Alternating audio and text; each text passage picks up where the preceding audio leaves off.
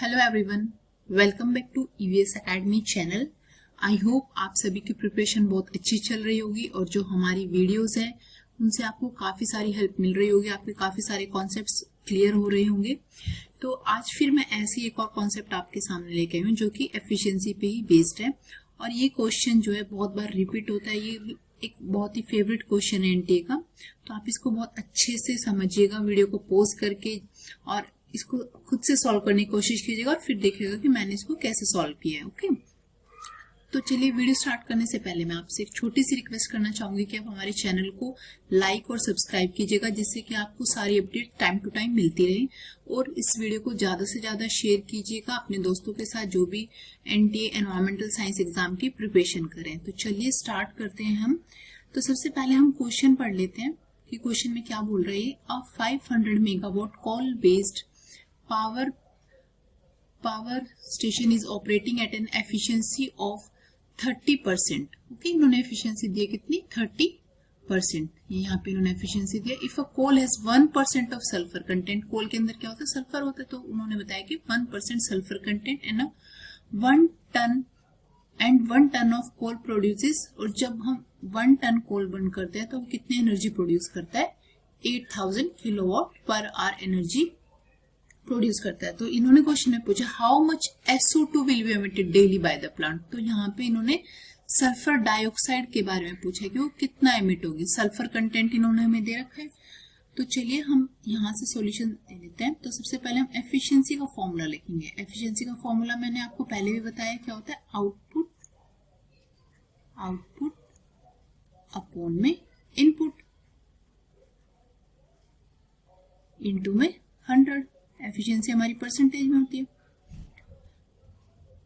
तो कितना परसेंट हमें दे रखा है? एफिशिएंसी दे रखी है हमें 30% इज इक्वल टू आउटपुट कितना हमारा यहाँ पे आउटपुट हमें दे रखा है इन्होंने, देखिए यहाँ पे 500 मेगावाट। तो हम यहाँ पे लिख लेंगे 500 इंटू 10 की पावर 6। क्यों लिखा मैंने? क्योंकि हमने मेगावाट को वाट में चेंज कर लिया। ओके, सारी यूनिट्स हमारी सेम होनी चाहिए। अपॉन में इनपुट हमें नहीं दिया हुआ है, नहीं पता है हमें इनपुट अभी। ओके, इनटू में 100। तो यहां से हमारा इनपुट आ जाएगा सॉल्व करने के बाद। मैं यहाँ पे इनपुट सॉल्व कर लूंगी तो आएगा हमारा इनपुट है। Okay, input is equal to 500 into 10 की पावर 6, ये 30 नीचे आ जाएगा।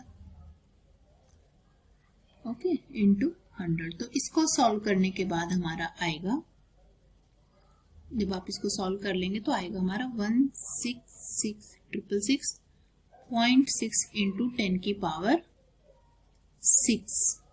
ओके, तो ये वॉट में आंसर आया हमारा। ओके, देन इसके बाद हम देखेंगे कि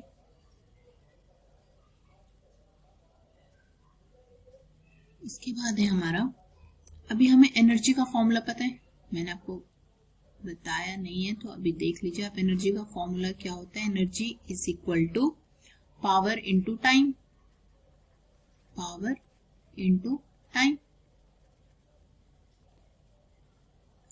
तो ये हमने जो ये वॉट में दिया है तो ये क्या हमारी पावर आ गई यहाँ पे कि कितना इनपुट पावर हमने डाली थी। तो यहाँ पे पावर लिख देंगे हम 1,666.6 इंटू 10 की पावर 6 आ जाएगा, इंटू टाइम लिखेंगे हम 86400 सेकेंड। मैंने यहाँ पे ये क्यों लिखा? क्योंकि इन्होंने हमसे पूछा है कि डेली कितना एमिट हुआ है। तो डेली हमारी वन डे में कितने सेकंड्स होती है? 1 day is equal to 86400 seconds होती है।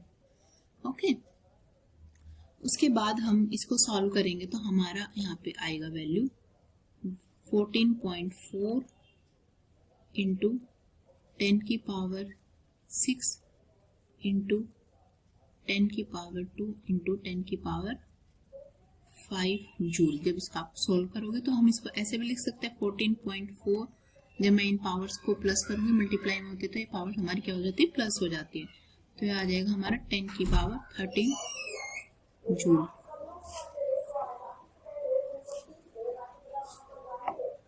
ओके, तो ये इसको हम किलो जूल में लिखेंगे तो आएगा हमारा 14.4 इंटू 10 की पावर 10 किलो जूल में मैंने इसको कन्वर्ट कर लिया, क्योंकि किलो ये 3, इसकी किलो में कितनी जीरो होती है 3, तो ये हो गया हमारा 14.4 इंटू 10 की पावर 10 किलो जूल आ गया हमारा यहाँ पे। ओके, तो इसके बाद हम देखेंगे कि अब इन्होंने क्वेश्चन में क्या दिया है। हमारा क्वेश्चन में दिया था कि जो हमारा 1 टन ऑफ कोल है, क्या दिया था इन्होंने क्वेश्चन में 1 ton of coal, 1 ton coal produces, कितना कोल, जब हम 1 टन कोल प्रोड्यूस कर रहे हैं तो कितनी किलो वॉट एनर्जी पावर वहां से निकल रही है, 8000 किलो वॉट आवर। आपको जब भी इस टाइप के क्वेश्चन सॉल्व करते हैं तो हमें इसमें यूनिट्स का बहुत ध्यान रखना पड़ता है कि कौन सी यूनिट हम ले रहे हैं। ओके, तो अभी आ जाते हैं हम यहाँ पे आने के बाद हम देखेंगे कि तो हम यहाँ पे दोबारा से, मैंने आपको एनर्जी का ऊपर फॉर्मूला बताया तो यहाँ पे हम लिखेंगे power is equal to energy upon time. Okay, तो एनर्जी का फॉर्मूला क्या होता है, पावर इनटू टाइम। तो हम यहां से निकाल लेंगे अपनी कि एनर्जी कितनी है, energy is equal to 8000 into में 3600। ओके, 3600 हमने यहाँ पे ले लिया, इज इक्वल टू, तो इसको जब हम सॉल्व करेंगे तो आएगा हमारा 28.8 इंटू 10 की पावर 6 किलो जूल। मैंने यहाँ पे ये 3600 क्यों लिया, क्योंकि यहाँ पे आर की बात हो रही थी। ओके, यहाँ पे डे की बात नहीं होती, क्योंकि हमें क्या, जो हमारी यूनिट गिवन थी वो थी किलोवाट आर, तो इसलिए मैंने यहाँ पे लिया ये 3600 सेकेंड से ही। ओके, एक दिन में कितने सेकेंड होती है। उसके बाद हम जब इसको सॉल्व करेंगे तो हमारे ये आ गया। तो अब देखिए आपकी 28.8 इंटू 10 की पावर 6 किलो जूल एनर्जी कितने से निकल रही है, 1 टन कोल बर्न करने पर। ओके, तो 1 किलो जूल कितने पे निकलेगी, 1/28.8 इंटू 10 की पावर 6 किलो जूल। इसको हम यहाँ पे लिखा है 6। ओके, तो ऐसे करके हमारी यहाँ पे 1, तो देखिए 1 किलो जूल से एनर्जी कितनी निकलेगी हमारी, हम इसको डिवाइड कर देंगे। देन हम देखेंगे कि जो हमारी 14.4 इंटू 10 की पावर 10 किलो जूल एनर्जी जो हमने निकाली थी पहले,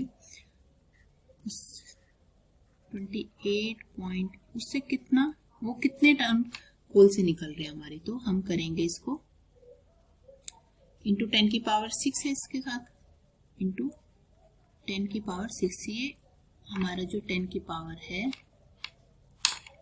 यहाँ पे,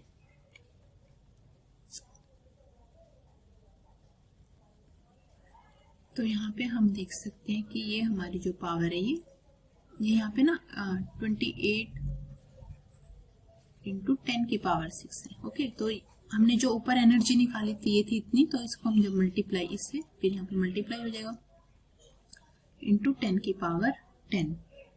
ओके, तो जब हम इसको यहाँ पे सॉल्व करेंगे तो आएगा हमारा, ये आ जाएगा हमारा 5 इंटू 10 की पावर 3, और इसको हम लिख सकते हैं 5000 टन। ओके, क्योंकि अभी हम यहाँ पे टन की बात कर रहे थे, किलो जूल यहाँ पे था, ये किलो जूल यहाँ पे था, किलो जूल से किलो जूल कैंसिल हो गया, तो ये हमारा टन में आ गया आंसर अभी। ओके, देन हम देखेंगे, इन्होंने क्वेश्चन में कहा है कि सल्फर जो सल्फर कंटेंट दिया कोल का वो कितना दिया है, sulphur content is 1%। Okay, it means कि 5000 जितना हमारा कोल बर्न हुआ उसके अंदर कितना है हमारा 50 टन सल्फर की बात हो रही है यहाँ पे।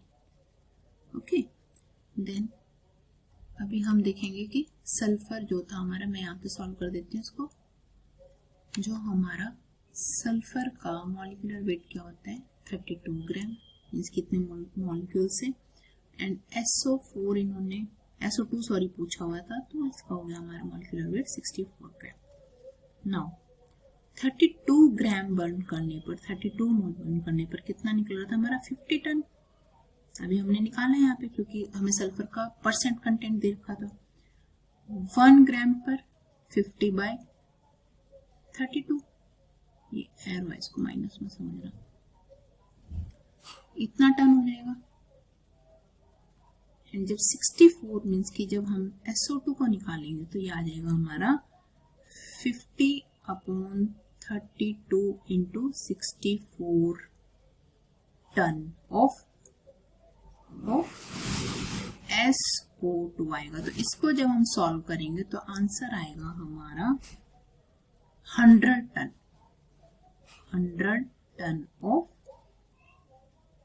SO2। तो ये हमारा पूरा न्यूमेरिकल का आंसर था कि SO2 का कितना परसेंट। थोड़ा लेंदी है बट आप इसको अच्छे से ध्यान से समझेंगे तो आपको ये समझ आ जाएगा। इसको आप वीडियो को पॉज करके अच्छे से देखना, तो ये आपको बहुत ही इजी लगेगा, बहुत ही इजी वे में आपको समझ आ जाएगा कि कैसे पहले एनर्जी दिया है, पावर दिया है, कैसे यूनिट्स को चेंज करना है। सारी यूनिट्स आपको पता होनी चाहिए कि अगर पर डे दिया है तो हमें उसको सेकंड्स में लेके आना है।